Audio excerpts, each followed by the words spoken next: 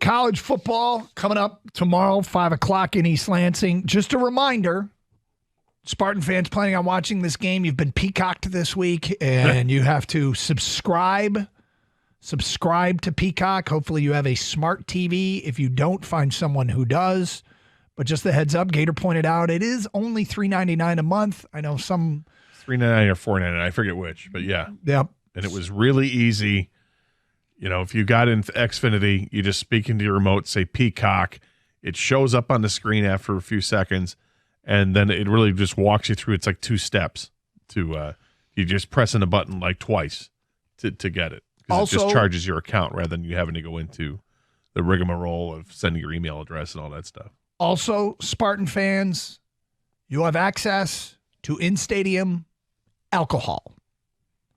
I believe this is the first game that they're selling alcohol at Spartan Stadium. I saw some report the other day that there were like 900 cases of from Budweiser that were being brought in. So they're getting ready for it. Yep. So some things to get used to. All right, and as far as I know, you asked on your show sheet, Gator, is there a path to victory? So it's going to be difficult. Let's start with that. A lot of times, the anatomy of an upset includes a huge play on special teams. His Spartans come up with a big play on special teams, a block punt, a big return, something of that nature. Does Washington cough one up on special teams? Give Michigan State a short field. So that's one thing is try and win that facet of the game. I mean, you try to win every facet of the game. Washington is not a 50-50 offense. They've thrown for 944 yards in 2 games and rushed for 187. And we always hear the phrase, sell out to stop the run and make them beat you through the air. Gator, is this the opposite? Sell out to stop the pass and make them beat you on the ground? I think that it's going to be a lot of you're hoping Michigan State's pass rush can get to the quarterback. And they've got players that can get there. Doesn't look like Jacoby Windman's going to be playing, but they've got others that can. You know, Bogle is a guy that they really like. They've got a bunch of guys, and defensively they can get after it. You're going to see a lot of play from the linebackers going in there, blitzing. You know, Cal Halliday is going to have to get in there. Jordan Hall is going to get his opportunities to get in there, but they're going to have to get in there quick. Penix can make great decisions. He's a really good quarterback. He's one of the top 10 quarterbacks coming out after this season. He shredded Michigan State last year. He has shredded the 2 opponents this year.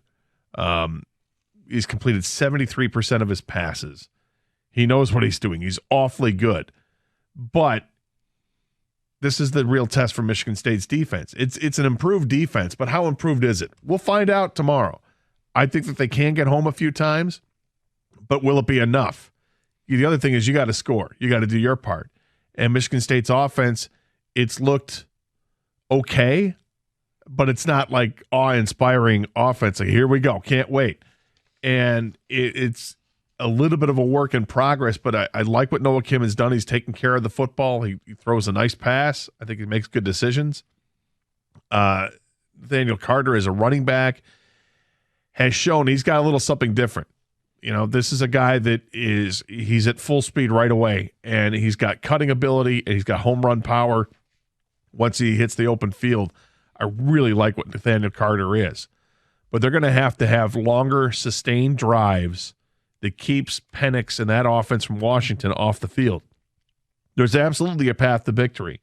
They're going to be playing for each other, and there's going to be this whole unity thing that's been going on all week while Mel Tucker is away from the team and probably done with the team. But they can get the ship back on in the right direction. They've got, I think, the right guy in the interim to do it. I don't think he's necessarily a long-term solution at head coach, but I think in the interim, it's a good hire. Bringing D'Antonio back should have some kind of a calming influence on the head coach. Not necessarily the team, but I think on the head coach, because I got to believe Harlon Barnett right now is all jacked up about what's going to happen. And he's been a guy that can keep his emotions in check for the most part. But, I mean, it's his first opportunity to coach the team that he's always wanted to coach. In the end, it's probably too much Washington in this game, but it's going to tell us a lot about what Michigan State is moving forward, because I think this is a better team than people want to give them credit for, but Washington's one of the better teams in college football. So, yeah, they've got their defense has done the job, been rather impressive against Tulsa and Boise. And Roma Dunze, I don't know if you remember him from a year ago, number 1, their wide receiver. He is back, and he is probably their best go-to weapon to be leery of. So, Spartan fans, do you see a path to victory, and what is it?